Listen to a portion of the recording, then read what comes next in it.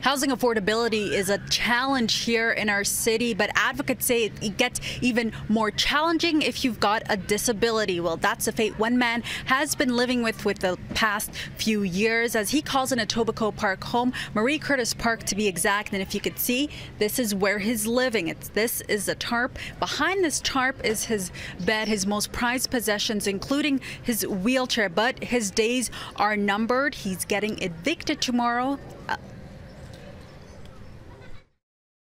How hard do you have to work just to eat, just to sleep, just to survive, let alone live?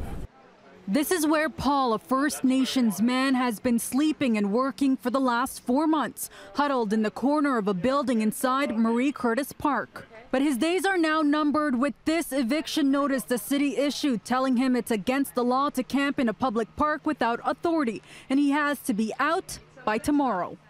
I have nowhere else to go. Literally. I've got rheumatoid arthritis, osteoarthritis, and degenerative disc disease. He has mobility issues and uses a wheelchair and crutches. He makes a living through ODSP and selling handmade crafts.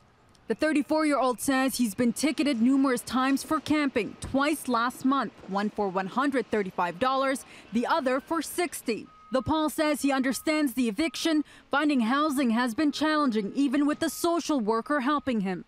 I've tried housing on my own. And a lot of landlords tell me that because I'm a single person in a wheelchair, I'm a liability. This disability advocate and member of the Toronto Accessibility Advisory Committee says Paul's situation isn't unique and is a systemic issue. Right now in the city, people are waiting 10 years to get access to housing, and they don't even have a disability to be in that situation. I think evicting someone from a park that doesn't have a place to go is that's just wrong. And Paul just can't move in anywhere. He would require additional space to accommodate his mobility challenges. And finding a unit like that in the city isn't easy. Earlier this year, City News learned there are over 87,000 social housing spots available in the city. Of those, only 1,546 are wheelchair accessible. That's less than 2%. It kind of pushes a very real problem under the rug, and it means that people like Paul and in people's situation, they're not seen.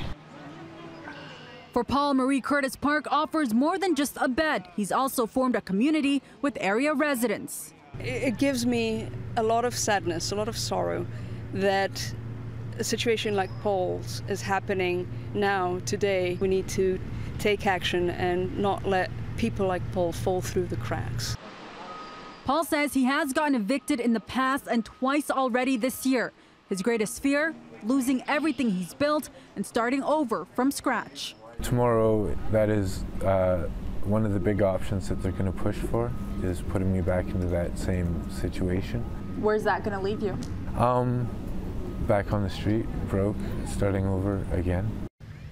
Well, as you can see, Paul hasn't started packing just yet. He's still hoping for a miracle. Otherwise, he tells me he will either go camping somewhere else in the city or hope to get some funding to stay in a motel.